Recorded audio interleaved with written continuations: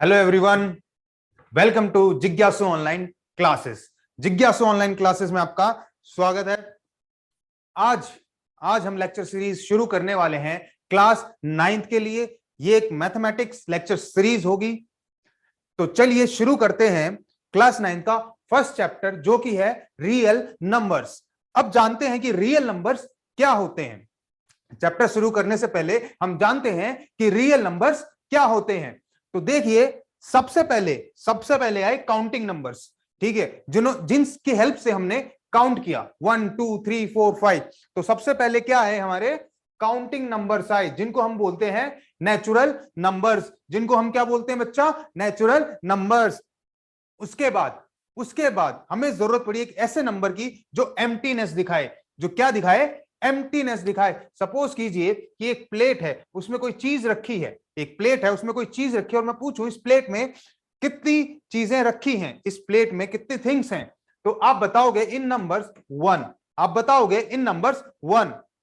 अगर मैं बोलूं एक प्लेट जो कि एम्प्टी है, एक प्लेट जो कि एम्प्टी है, और मैं आपसे पूछूं कि मैथमेटिकली इन नंबर्स, इन डिजिट्स मुझे बताइए कि इसमें कितनी चीजें हैं, तो आप without the help of that number ये नहीं बता सकते। तो एक नया नंबर आया जिसको हमने बोला 0। एक नया नंबर आया जिसको हमने बोला 0, और वो शो करता है एम्प्टीनेस।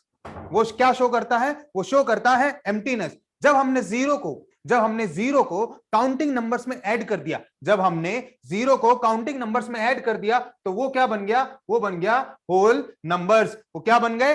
होल नंबर्स बन गए। अब जीरो के इन्वेंशन के बाद अगर हम वेदर की बात करें, किसकी बात करें? वेदर की बात करें, तो हम ये तो बता सकते हैं कि वेदर 0 तक पहुंच गया, 0 डिग्री सेल्सियस पहुंच गया है। लेकिन उसके बाद क्या? अगर उससे कम हुआ तो उसको रिप्रेजेंट करने के लिए हमारे पास कुछ था ही नहीं। उसको रिप्रेजेंट करने के लिए हमारे पास कुछ था ही नहीं। इसीलिए हम लोगों ने हेल्प ली नेगेटिव नंबर्स की। हम लोगों ने हेल्प किसकी ली? नेगेटिव नंबर्स की हम लोगों ने हेल्प ली। अब ये नेगेटिव नंबर्स बताते हमें जीरो से नीचे वाली वैल्यूज। जब हमने होल नंबर्स में इन नेगेटिव नंबर्स को इंक्लूड किया, तो वो क्या बन गया? वो बन गया इंटीजर। क्या बन गया वो बच्चा? वो बन गया इंटीजर। अब बात करते हैं रैशनल नंबर्स की। अब किसकी बात करते हैं? अब बात करते हैं रैशनल नंबर्स की। रैशनल नंबर्स ऐसे नंबर्स होते हैं जिनको हम P अपॉन Q के फॉर्म में लिख सकते हैं। किस फॉर्म में लिख सकते हैं बच्चा? P अपॉन Q के फॉर्म में लिख सकते हैं। और ये P है और ये जो Q है, ये होंगे इंटीजर्स।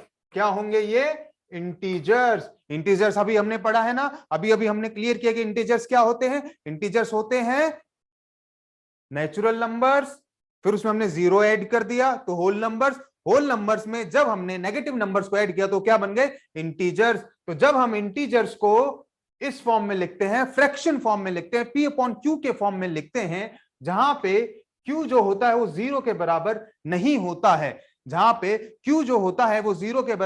होता है। ऐसे नंबर्स को हम क्या बोलते हैं बच्चा? ऐसे नंबर्स को हम लोग बोलते हैं रैशनल नंबर्स। ऐसे नंबर्स को क्या बोलेंगे हम लोग? Rational numbers.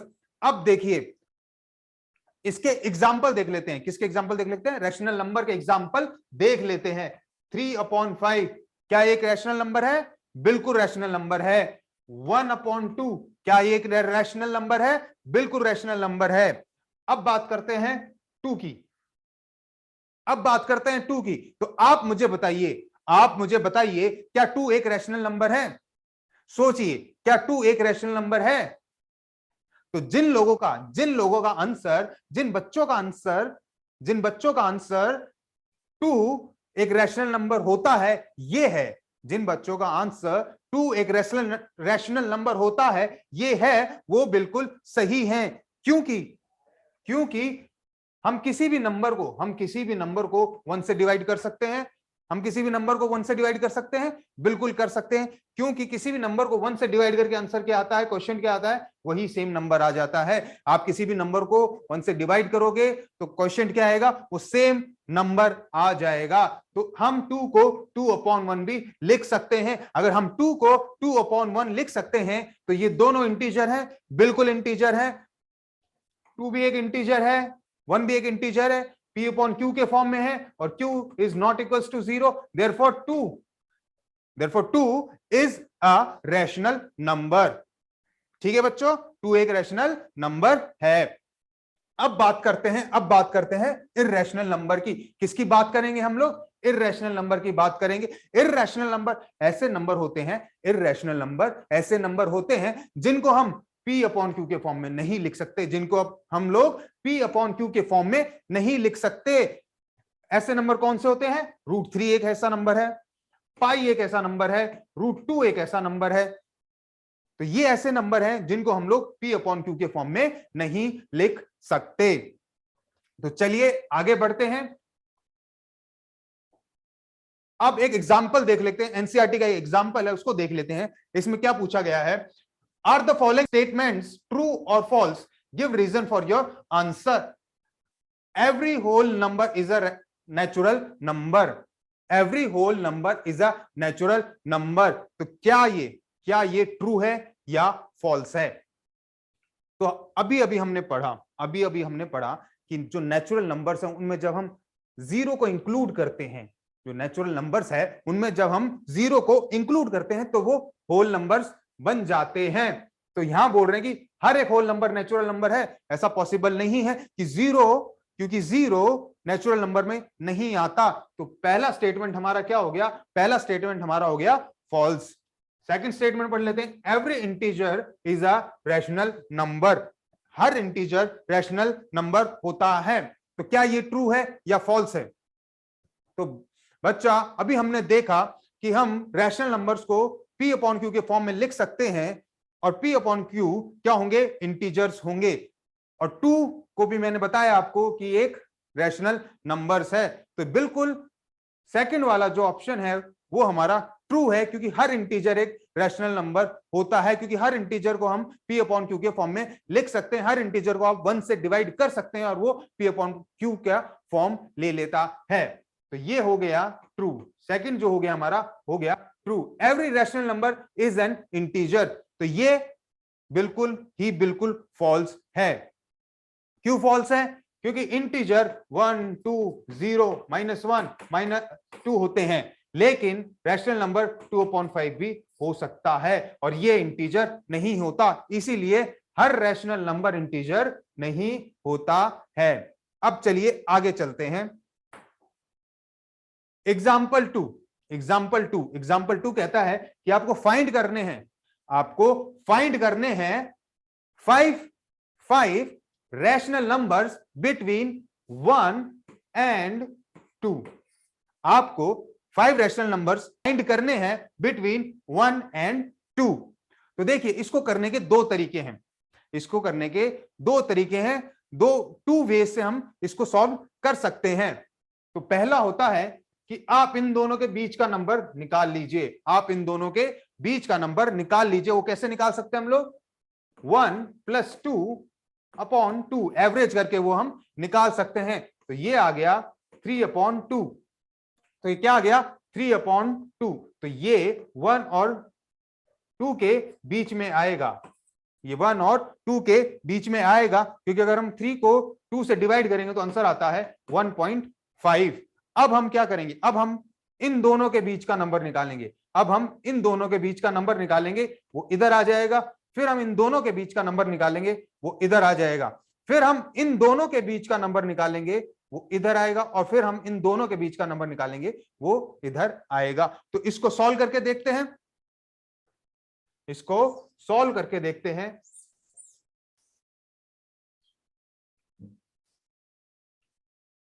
तो हमने अभी तक देखा है कि 1 और 2 के बीच में 3/2 आता है। अब 1 और 3/2 के बीच में क्या आता है वो निकाल लेते हैं हम लोग।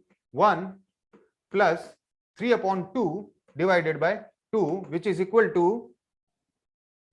5/2 डिवाइडेड बाय 2/1। ऐसे लिख सकते हैं इसको, बिल्कुल लिख सकते हैं, equals to 5/2 into 1/2 which is equals to 5/4। ऐसे कर सकते हैं इसको, बिल्कुल कर सकते हैं बच्चा। तो इन दोनों के बीच में क्या आ गया, 5/4 आ गया है।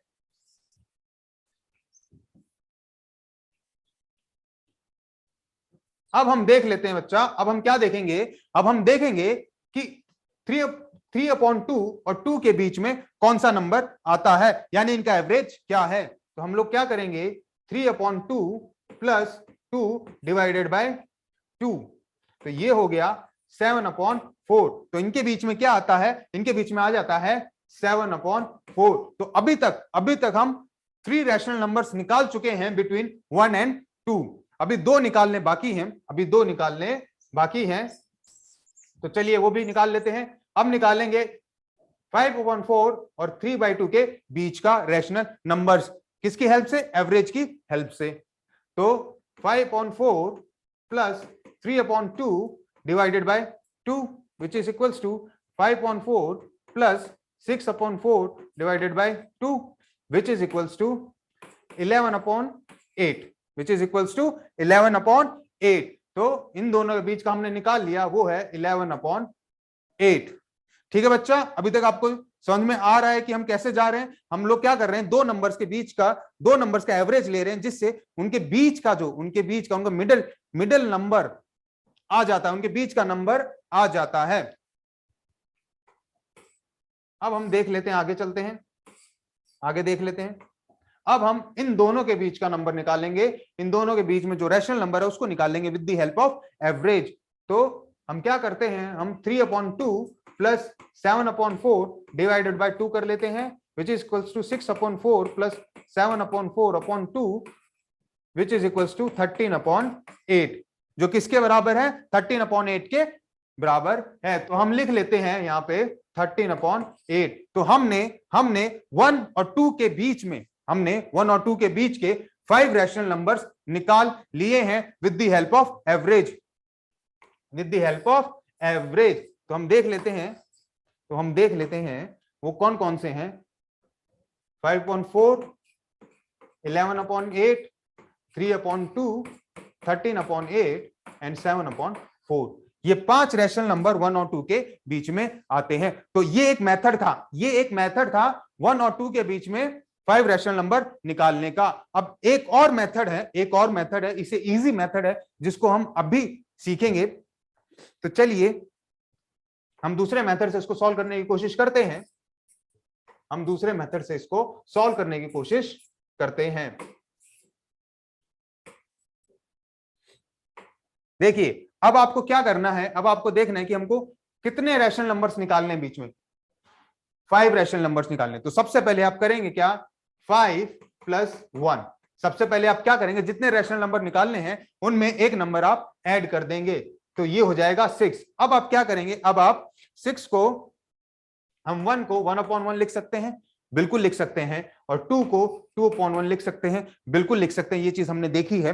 तो अब क्या करेंगे, 6 को हम ऊपर नीचे मल्टीप्लाई कर देंगे नंबर्स में, इंटू 6 इंटू 6 इंटू 6 इंटू 6। तो ये क्या हो गए, ये हो गया 6/6 और ये हो गया 12/6। ये हो गया 6/6, ये हो गया 12/6। अब हम इनके बीच के 5 रैशनल नंबर्स लिखते हैं, तो जरा ध्यान से देखिए, ये हो जाएगा 7/6, 8/6, 9/6, 10/6 एंड 11/6। तो हमने 1 और 2 के बीच के 5 रैशनल नंबर्स निकाल लिए। अब आप सर बोलोगे कि सर इसमें 1 और 2 कहां है, तो बच्चा जब हम 6 को 6 से डिवाइड करेंगे, तो आंसर आएगा हमारा 1। जब हम 6 को 6 से डिवाइड करेंगे तो आंसर क्या आएगा हमारा 1। तो ये 1 के इक्वल है। जब हम 12 को 6 से डिवाइड करेंगे, तो हमारा क्वेश्चन जो आएगा वो आएगा 2, जो हमारा आंसर जो आएगा वो आएगा 2। तो ये दोनों, ये 1 के इक्वल है, ये 2 के इक्वल है, और ये बीच में 5 रैशनल नंबर्स हैं जो इनके बीच में आते हैं। तो ये एक तरीका है 5 रैशनल नंबर्स 1 और 2 के बीच में निकालने का, जो कि काफी इजी है पिछले मेथड से। तो चलिए, होप करता हूं आपको ये मेथड्स, दोनों मेथड आपको समझ में आ गए होंगे। तो हम आगे बढ़ते हैं। देखिए, अब आ गए हम एनसीईआरटी की एक्सरसाइज 1.1 पर। अब आ गए हम लोग एनसीईआरटी की एक्सरसाइज 1.1 पर। तो चलिए पहला क्वेश्चन पढ़ते हैं। पहला क्वेश्चन कहता है, is zero a rational number? क्या जीरो एक रैशनल नंबर है? Can you right it in the form P upon Q? क्या हम इसको P अपॉन Q के फॉर्म में लिख सकते हैं? Where P and Q are integers, where P and Q are integers and Q is not equal to 0। तो सबसे पहले जान लेते हैं क्या जीरो एक रैशनल नंबर है। आप सोचिए, आप दिमाग लगाइए, आप सोचिए, क्या जीरो एक रैशनल नंबर हो सकता है?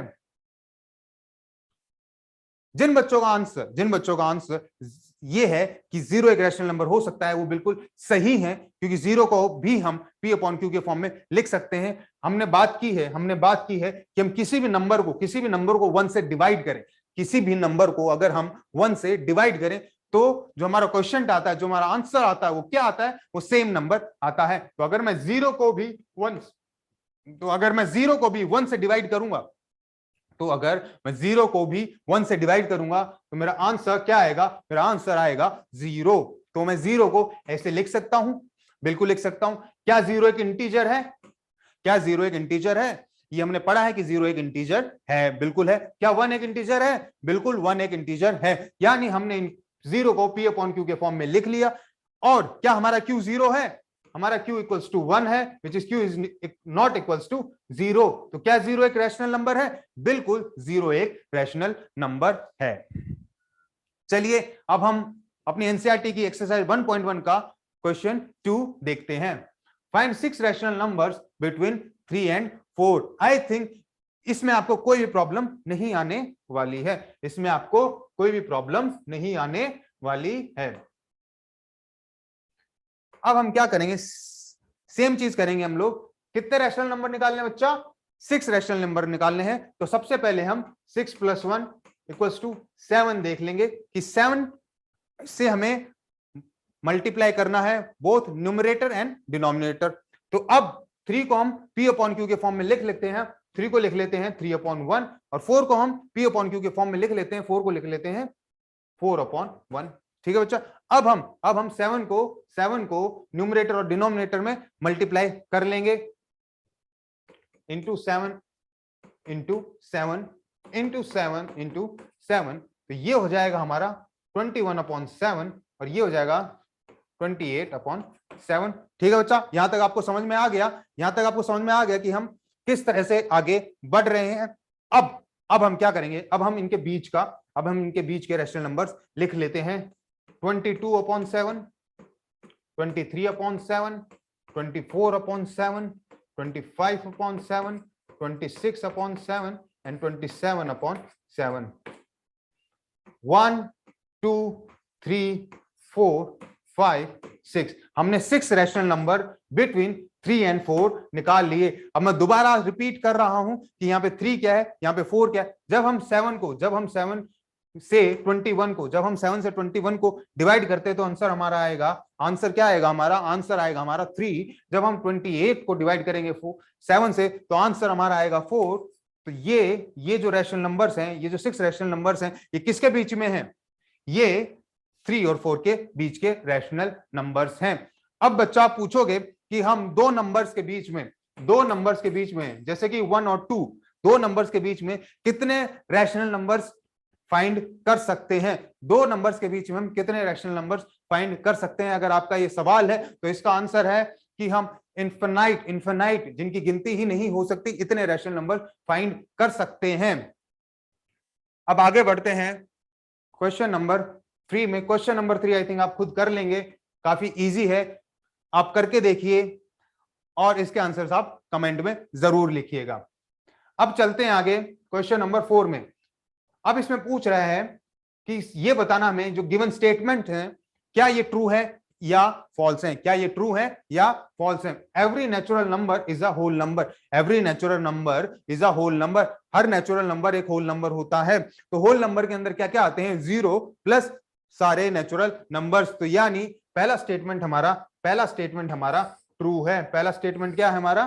पहला स्टेटमेंट हमारा ट्रू है, पहला स्टेटमेंट हमारा ट्रू है। Every integer is a whole number, हर इंटीजर होल नंबर होता है। अब इंटीजर्स क्या होते हैं, इंटीजर्स के अंदर कौन कौन से नंबर आते हैं, 1 2 3 नेचुरल नंबर्स आते हैं, 0 आता है विच इज, अब इनको हम होल नंबर बोलेंगे, प्लस -1 नेगेटिव नंबर्स आते हैं। तो ये तो हो गया हमारा इंटीजर और ये हो गया होल। तो यहां पे तो उल्टा बोला जा रहा है कि होल नंबर के अंदर इंटीजर आते हैं, बल्कि उल्टा होता है, इंटीजर के अंदर होल नंबर आते हैं। तो सेकंड स्टेटमेंट हमारा क्या हो गया, सेकंड स्टेटमेंट हमारा हो गया फॉल्स। सेकंड स्टेटमेंट क्या हो गया हमारा, false. Every rational number is a whole number, every rational number is a whole number, हर रैशनल नंबर एक होल नंबर होता है। अब देखिए होल नंबर हमें पता है कि 0 1 2 3 4 5 होते हैं, लेकिन रैशनल नंबर फ्रैक्शंस में भी हो सकते हैं, 3/5 हो सकता है, लेकिन क्या ये होल नंबर है, बिल्कुल नहीं, ये होल नंबर नहीं है। तो हमारा थर्ड स्टेटमेंट भी क्या है, फॉल्स है, थर्ड स्टेटमेंट भी फॉल्स है। अब चलिए अब आगे बढ़ते हैं, अब आगे बढ़ते हैं, अब देख लेते हैं हम लोग एग्जाम्पल नंबर 3। एग्जाम्पल नंबर 3 कह रहा है कि हमें गिवन फ्रैक्शंस को डेसिमल एक्सपेंशन में लिखना है, गिवन फ्रैक्शंस को डेसिमल एक्सपेंशन में लिखना है। तो हम उसको कैसे कैसे सॉल्व करते हैं, देखिए आप, जो गिवन एक्सप्रेशन है 10/3, अब हम इसको लॉन्ग डिवीजन मेथड से सॉल्व करेंगे। किस मेथड से, लॉन्ग डिवीजन मेथड से, जो आप बहुत सालों से करते हुए आ रहे हैं।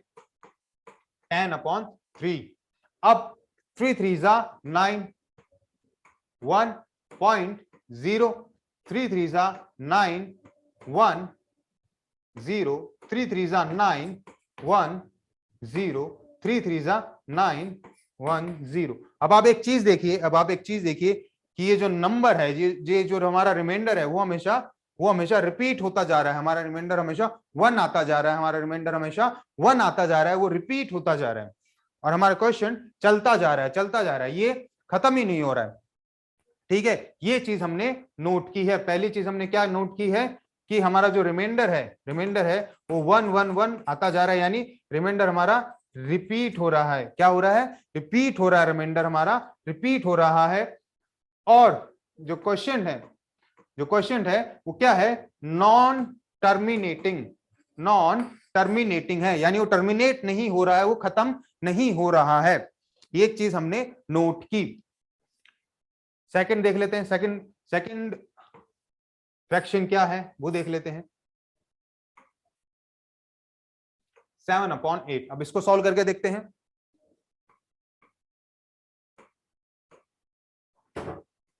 पॉइंट 8 8 64,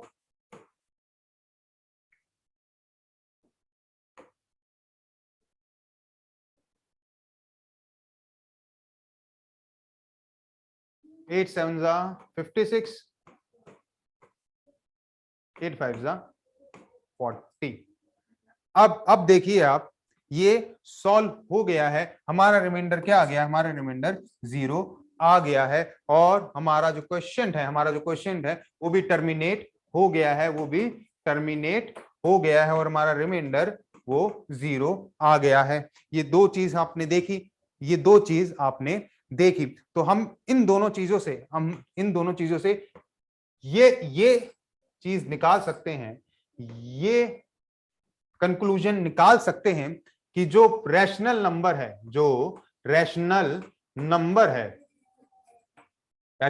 है उसके जो क्वोशिएंट होते हैं या तो वो रिपीटिंग होंगे या टर्मिनेटिंग होंगे, या तो वो रिपीट होते जाएंगे या वो टर्मिनेट हो जाएंगे। यानी एक तो ये हो सकता है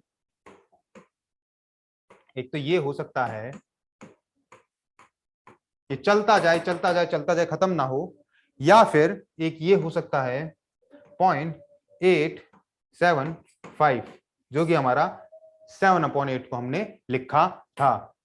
this is equals to 10/3 and this is equals to 7/8। तो हमने देखा या तो वो रिपीटिंग होगा, नॉन टर्मिनेटिंग होगा, या फिर वो टर्मिनेटिंग होगा। ये दो चीज हमने समझ ली है कि रैशनल नंबर या तो उसके क्वेश्चन जो होगा या तो उसका क्वेश्चन जो होगा रिपीट होता रहेगा, जैसे कि ये रिपीट हो रहे हैं 3 3 3 3। अब जरूरी नहीं है, अब जरूरी नहीं है कि 3 3 रिपीट हो, ये ऐसे भी रिपीट हो सकता है 39.3939393939 ऐसे भी रिपीट हो सकता है।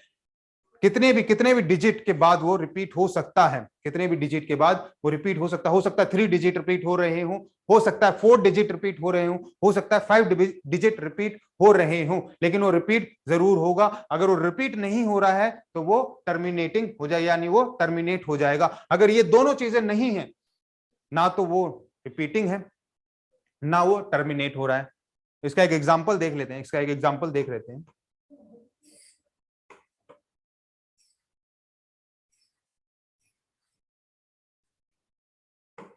इसका एक एग्जाम्पल देख लेते हैं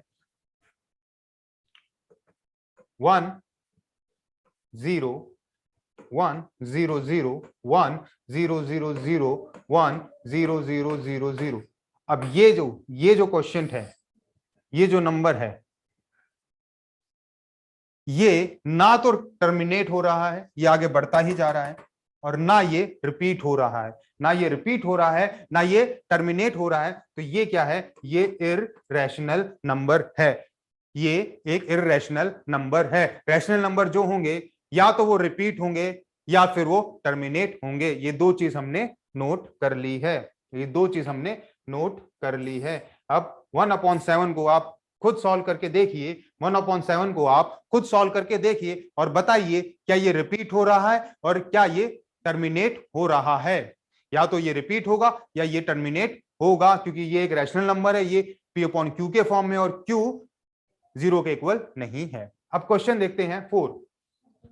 show that 3.142678 is a rational number. In other words, express 3.142678 in the form P/Q, where P and Q are integers and Q is not equals to 0. हमें इस नंबर को 3.142678 को 3.142678 को हमें शो करना है कि एक रैशनल नंबर है, यानी ये इसको हम P/Q के फॉर्म में लिख सकते हैं। मैंने आपसे एक बात की थी, हम किसी भी नंबर को 1 से डिवाइड कर सकते हैं, क्योंकि जो हमारा आंसर आएगा वो सेम नंबर आएगा। बिल्कुल लिख सकते हैं। चलिए आगे बढ़ते हैं। अब मैं क्या करता हूं, ये जो डेसिमल है इसको कैसे हटा सकते हैं हम लोग। अब हम डिजिट काउंट करेंगे 1 2 3 4 5 6 डिजिट के बाद डेसिमल है, तो मैं क्या करूंगा, मल्टीप्लाई करूंगा 10 लाख से, इसको 10 लाख से इसको मल्टीप्लाई करूंगा ऊपर नीचे, 10 लाख से इसको ऊपर नीचे मल्टीप्लाई करूंगा both in denominator and numerator, तो हमारा ये डिजिट जो होगा वो हट जाएगा।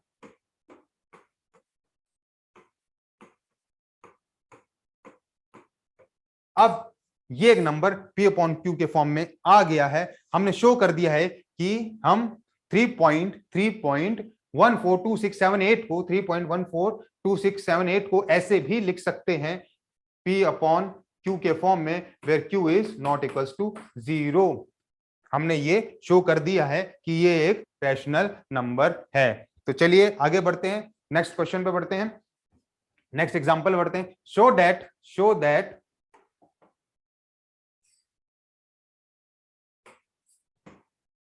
0.3333 कंटिन्यूअस है।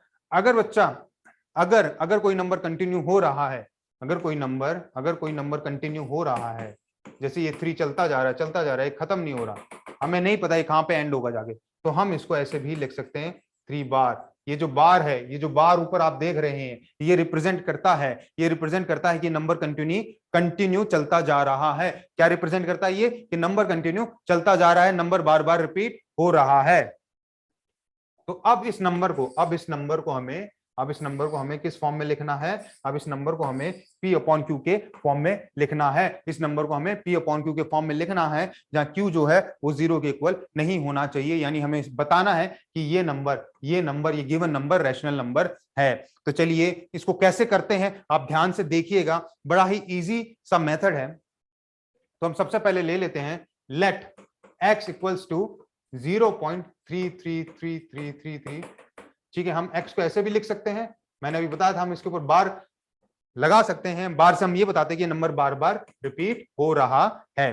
तो अब हम क्या करेंगे, अब देखेंगे हम कि कितने डिजिट पे बार है, कितने डिजिट पे बार है। अब यहाँ पे एक डिजिट पे बार है, तो जब एक डिजिट पे बार होता है तो हम 10 से मल्टीप्लाई करेंगे उसको। अगर 2 डिजिट पे बार होगा तो हम 100 से मल्टीप्लाई करेंगे। जितने डिजिट पे बार होगा उतना ही 10 का मल्टीपल हमें लेना पड़ेगा। तो यहाँ पे सिंगल डिजिट पे बार है तो हम x को 10 से मल्टीप्लाई कर देंगे। तो अगर हमने x को 10 से मल्टीप्लाई किया तो इधर भी हमें 10 से मल्टीप्लाई करना पड़ेगा। ठीक है, इधर भी हमें 10 से मल्टीप्लाई करना पड़ेगा। तो हम इसको ऐसे लिख सकते हैं 10x इक्वल्स टू 3.3 बार, 3.3 बार हम ऐसे लिख सकते हैं। अब आप ये पूछेंगे ये कैसे आया। देखो बच्चा, अगर ये 3 है, अब उसको मैं 10 से मल्टीप्लाई करूं, 10 से मल्टीप्लाई करूंगा तो 0.333 किस में कन्वर्ट हो जाएगा, 3.3 में कन्वर्ट हो जाएगा, 3.3 में कन्वर्ट हो जाएगा। अगर मैं बोलूं, अगर आपने ये देखा होगा 0.3 को हम लोग जब ये डिजिट हटाते हैं, जब ये डेसिमल हमें हटाना होता है तो हम इसमें 10 मल्टीप्लाई कर देते हैं तो ये 3 बन जाता है। सिमिलरली हमने क्या किया है, यहाँ पे 10 मल्टीप्लाई कर दिया है तो ये कन्वर्ट हो गया है, ये कन्वर्ट हो गया है 3.33333 में। तो हमने इनको, इन रिपीटेड डिजिट्स को हमने बार से रिप्रेजेंट कर दिया है। तो चलिए अब आगे बढ़ते हैं। अब मैं इसको क्या ऐसे लिख सकता हूं, 3 क्या मैं ऐसे लिख सकता हूं प्लस 0.3 बार। क्या मैं इसको ऐसे लिख सकता हूं? तो आप कहोगे हाँ सर आप बिल्कुल ऐसे लिख सकते हैं। तो अब हम आगे बढ़ते हैं। अब ये किसके बराबर है, ये x के बराबर है, तो हमने इसकी जगह x को पुट कर दिया है। तो अब हम दोनों तरफ x माइनस कर देते हैं। हम दोनों तरफ क्या करते हैं, हम दोनों तरफ x माइनस कर देते हैं। तो ये हो जाएगा 9x equals to 3, 9x equals to 3 and x equals to 3/9 which is equals to 1/3, which is equals to 1/3। तो हमने इसको p/q के फॉर्म में लिख दिया है। इसका जो आंसर आया है वो आया है 1/3, where 1 and 3 are integers, 1 and 3 are integers and q is not equals to 0। चलिए अब आगे चलते हैं, अपना अगला एग्जांपल देखते हैं कि अगला एग्जांपल क्या कह रहा है। सेम क्वेश्चन है बच्चा, सेम क्वेश्चन है, बस यही मेथड हमें फॉलो करना है और हम इजीली इसको कर ले जाएंगे। अब है 1.272727। यहां पे कितने डिजिट रिपीट हो रहे हैं, 2 डिजिट रिपीट हो रहे हैं। तो लेट x इक्वल्स टू 1.272727। हमने x को ये मान लिया, ये रिपीट हो रहा है। तो हम इसको ऐसे लिख सकते हैं x इक्वल्स टू 1/27 बार। क्या हम इसको ऐसे लिख सकते हैं? बिल्कुल लिख सकते हैं बच्चा, कोई दिक्कत ही नहीं है, इसको हम ऐसे लिख सकते हैं। अब मैंने बताया था जितने डिजिट पे बार होगा उतना ही 10 का मल्टीपल लेना होगा। 2 डिजिट के ऊपर बार है तो हमें 100 लेना होगा। तो हम 100 से मल्टीप्लाई करते हैं x को, तो इस साइड में हमें 100 मल्टीप्लाई करना होगा। अब 100 का मल्टीप्लाई कर दिया हमने, तो अब ये आ गया है 100x इक्वल्स टू 127.27 बार, क्योंकि 27 बार बार रिपीट होगा। मेरे हिसाब से आप इतना तो समझ ही गए होंगे कि 100 से हमने मल्टीप्लाई किया तो ये कैसे आया होगा, ये कैसे आया होगा। अगर मैं 1.27 में 100 मल्टीप्लाई करूंगा तो ये 127 बन जाएगा, और बाद के जो 27 है वो पॉइंट के बाद आते जाएंगे। तो मेरे हिसाब से आपको इतना समझ में आ गया होगा। चलो आगे बढ़ते हैं। अब हम देखते हैं कि हम इसको कैसे लिख सकते हैं। क्या मैं इसको 126 लिख सकता हूं प्लस 1.27 का बार? क्या मैं इसको ऐसे लिख सकता हूं? 127.27 बार को मैं क्या ऐसे लिख सकता हूं? आप कहोगे बिल्कुल सर आप ऐसे लिख सकते हो। तो चलो आगे बढ़ते हैं। 126 प्लस ये किसके बराबर लिया हमने, ये x के बराबर लिया है हमने, तो इधर x लिख सकते हैं, बिल्कुल लिख सकते हैं। अब दोनों तरफ x को माइनस कर देंगे, 100x minus x equals to 126 plus x minus x। तो ये हो जाएगा 99x माइनस इक्वल्स टू 126 और ये हो जाएगा x इक्वल्स टू 126 अपॉन 99। ये क्या हो जाएगा x इक्वल्स टू 126 अपॉन 99, यानी हमने इसको p अपॉन q के फॉर्म में लिख लिया which is equals to 126 upon 99, जहां पे q हमारा 0 के इक्वल नहीं है। हमने शो कर दिया है कि एक रैशनल नंबर है जिसको हम p अपॉन q के फॉर्म में लिख सकते हैं। तो बच्चा आज की क्लास हम यही खत्म करते हैं। आज की क्लास हम यही खत्म करते हैं। होप करता हूं आपको लेक्चर सुनने में मजा आया होगा, आपको क्वेश्चंस समझ में आए होंगे, आपको सॉल्यूशंस समझ में आए होंगे, आपके कॉन्सेप्ट्स क्लियर हुए होंगे। तो चलिए मिलते हैं नेक्स्ट क्लास में। Thank you.